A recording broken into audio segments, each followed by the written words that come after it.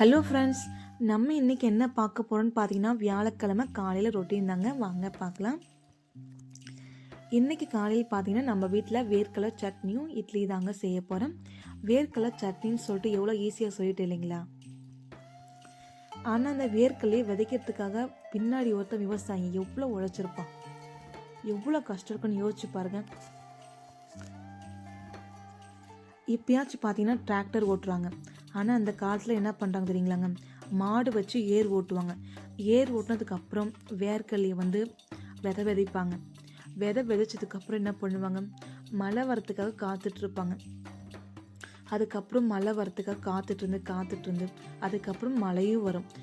கூடவே செடி வளரும். கூடவே பார்த்திங்கன்னா எலி தொல்லை, பக்கத்துலலாம் புல்லும் முதைக்கும். அந்த புல்லெல்லாம் பிடுங்கி விடணும். அந்த ஃபுல்லாக எங்கெல்லாம் வேர்க்கடலை நம்ம ஃபுல்லாக போட்டிருந்தாலே ஃபுல்லாகவே நம்ம அந்த செடியெல்லாம் செடியை சுற்றி ஃபுல்லாக புல்லுங்க வளர்ந்துருக்கும். அந்த புல்லையெல்லாம் பிடுங்கி எரிக்கணும். அதுக்கப்புறம் நம்ம என்ன பண்ண போகிறோம், அப்படியே விட்டுரு போகிறோமா? கிடையாது இல்லைங்களா? நம்ம வேர்க்கடலை விதைக்கிறதுக்குன்னு ஒரு சீசன் இருக்குது.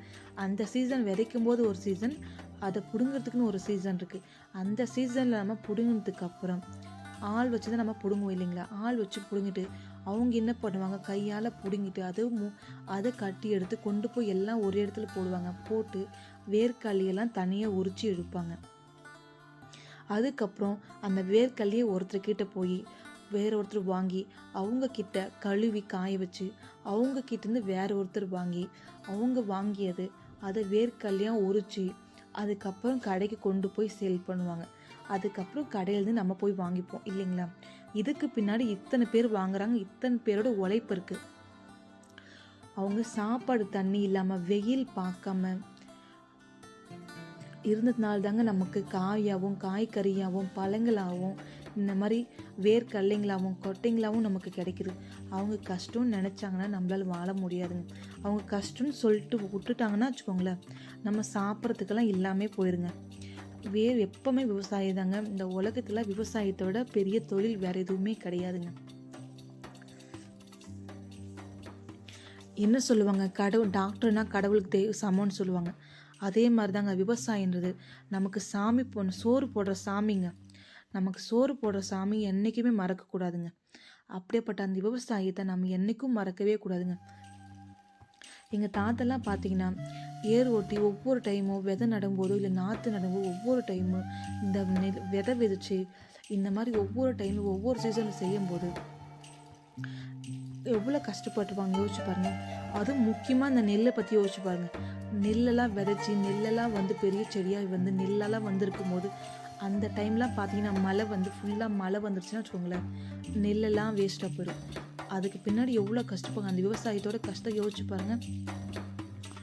அவர் கஷ்டம்னு நினச்சிதாங்க நம்ம ஒரு சோறு சாப்பிட முடியுமா? ஆனால் அவங்களாம் அப்படி நினைக்க மாட்டாங்க. அதுதாங்க விவசாயி. நமக்கு சோறு போடுறது கடவுள் தாங்க. அது மாதிரி தாங்க நம்ம சோறு போடுறது யாரும் இல்லைங்க, இந்த விவசாயிங்க மட்டும்தாங்க. அதனால யாருமே விவசாயத்தை மறக்காதீங்க. எவ்வளோ உயரத்துக்கு போனாலும் விவசாயம் தாங்க பெஸ்ட்டு. சோறு போகிற கடவுள் பார்த்தீங்கன்னா விவசாயம் மட்டும்தாங்க. விவசாயம் இல்லைன்னா நம்ம யாருமே கிடையாது. இதுதாங்க உண்மை. நம்மெல்லாம் வீட்டில் உட்காந்துட்டு டிவி பார்த்துட்டு இல்லை ஃபோன் நோண்டிட்டு சாப்பிட்டு இந்த மாதிரி தான் நம்ம பார்த்துட்ருப்போம். ஆனால் அவங்களாம் எதுவுமே பண்ண மாட்டாங்க. சரியாக வேலை ஒரு நேரம் சாப்பிட கூட ஒழுங்காக சாப்பிட்றாங்க இல்லைங்களான்னு தெரியாது. அந்த மாதிரி கஷ்டப்பட்டு வியர்வையிலையும் வேர்வையிலையும் இவ்வளோ கஷ்டப்பட்டு உழைச்சிருப்பாங்க. அப்படியேப்பட்ட விவசாயத்தை போய் யாராச்சும் மறக்கலாமா சொல்லுங்கள் நீங்களே?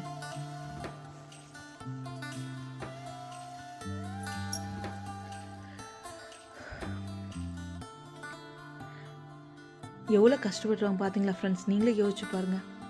எத்தனை பேரை நீங்கள் பார்த்துருப்பீங்க விவசாயிங்களை? அதனால தாங்க சொல்கிறேன், எப்பவுமே விவசாயத்தை மறக்காதீங்க எவ்வளோ உயரத்துக்கு போனாலுமே.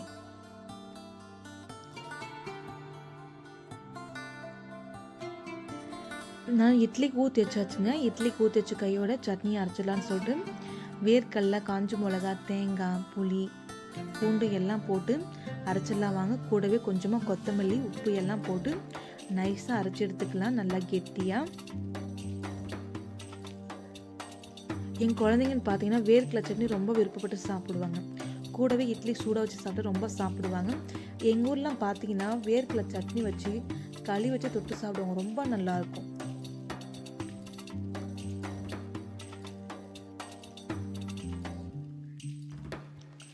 சட்னியும் அரைச்சாச்சு. இப்போ எண்ணெய், கடுகு, கருவேப்பிலை போட்டு தாளிச்சிக்கலாம், ரொம்ப நல்லா இருக்குங்க. என் பசங்களுக்கு நான் என்ன சொல்லி வளர்க்கேன் தெரியுங்களாங்க, என்றைக்குமே காய்கறிங்களை வேஸ்ட் பண்ணாதீங்க, சாப்பாடை வேஸ்ட் பண்ணாதீங்க, எதுவுமே வேஸ்ட் பண்ணாதன்னு சொல்லி மட்டும் தாங்க நான் வளர்த்துட்ருக்கேன். ஃபஸ்ட்டு நமக்கு சாப்பாடை மட்டும் என்றைக்கும் வேஸ்ட் பண்ணக்கூடாதுங்க. நம்ம சாப்பாடு சாப்பிட்ணுன்னா கூட அந்த அரிசியில் நம்ம பேர் எழுதினா மட்டும்தாங்க அந்த சாப்பாடு நமக்கு கிடைக்கும். அதனால தாங்க நான் எல்லா காய்கறியுமே, பசங்க எங்கள் வீட்டில் எல்லா காய்கறியுமே சாப்பிட்றாங்க, எதுவுமே வேஸ்ட் பண்ணுறது கிடையாது. அளவாக சாப்பிட வைப்போம், அளவாக சாப்பிடுவோம், எதுவும் மிச்சம் மீதியெல்லாம் பண்ண மாட்டோம். அவ்வளோதான் ஃப்ரெண்ட்ஸ், சட்னி ரெடி ஆகிடுச்சு. ரொம்ப சுட சுட இட்லியும் ரெடி ஆகிட்டுருக்கு, ரொம்ப நல்லாயிருக்கும். வீடியோ எத்தனை பேர் பார்க்குறீங்கன்னு எனக்கு தெரியாது, எத்தனை பேர் ஸ்கிப் பண்ணிட்டு பார்க்குறோன்னு எனக்கு தெரியாதுங்க ஃப்ரெண்ட்ஸ். ஃபுல்லாக பாருங்கள் வீடியோ பார்த்தீங்கன்னா. நான் ஏதாச்சும் தப்பு பேசியிருக்கேனான்னு சொல்லி கமெண்ட் பண்ணுங்கள், இல்லை நான் சரியாக தான் பேசியிருக்கேன்னு சொன்னால் கமெண்ட் பண்ணுங்கள். நீங்கள் லைக், சப்ஸ்கிரைப் கூட பண்ண வேண்டாம். நான் ஒரு விவசாயத்தோட கஷ்டம் தாங்க சொல்லிட்டு இருக்கேன். நான் சொன்னதில் ஒரு 1/4 பங்கு மட்டும்தாங்க. ஏன்னா பேசிகிட்டே இருக்கலாம். சரி, பேசுனது போதும், இன்றைக்கி அவ்வளோ போதும்னு சொல்லி ஸ்டாப் பண்ணிவிட்டுங்க. என்னடா இந்த பொண்ணு இவ்வளோ பேசணும்னு நினைக்காதீங்க, ஏன்னா நாங்களும் ஒரு விவசாயம் தான். எங்கள் தாத்தா ஒரு விவசாயம் தாங்க. எங்கள் தாத்தா நான் சின்ன வயசுலேருந்து இன்ன வரைக்கும் எங்கள் தாத்தா விவசாயம் செஞ்சு தாங்க இறந்தார்.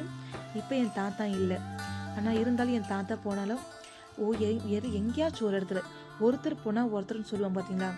ஒரு ஊருக்கு ஒரு விவசாயி இருந்தால் கூட போதுங்க, இந்த உலகம் நல்லா இருக்கும். விவசாயிங்க இல்லாமல் போயிட்டுனா இந்த உலகம் எப்படி இருக்குன்னு சொல்லி கமெண்ட் பண்ணுங்கள். அவ்வளோதான், ரெடி ஆகிடுச்சு இட்லி. இப்போ சுட சுட இட்லி போட்டாச்சு, சட்னியும் போட்டாச்சு. ரொம்ப சூப்பரான இட்லியும் சட்னியும் ரெடி தாங்க. நம்ம வேர்க்கடலை சட்னி பார்த்தீங்கன்னா இரும்பு சத்து அதிகமாக இருக்குங்க, அதனால வேர்க்கடலை சட்னி அடிக்கடிக்கு நான் வீட்டில் அரைப்பேன், ரொம்ப சூப்பராக இருக்கும். பிடிச்சிருந்தா லைக் பண்ணுங்கள் ஃப்ரெண்ட்ஸ், கமெண்ட் பண்ணுங்கள், சப்ஸ்கிரைப் பண்ணுங்கள். பிடிச்சிருந்தா மட்டும் லைக் பண்ணுங்கள் ஃப்ரெண்ட்ஸ், சப்ஸ்கிரைப் பண்ணுங்கள்.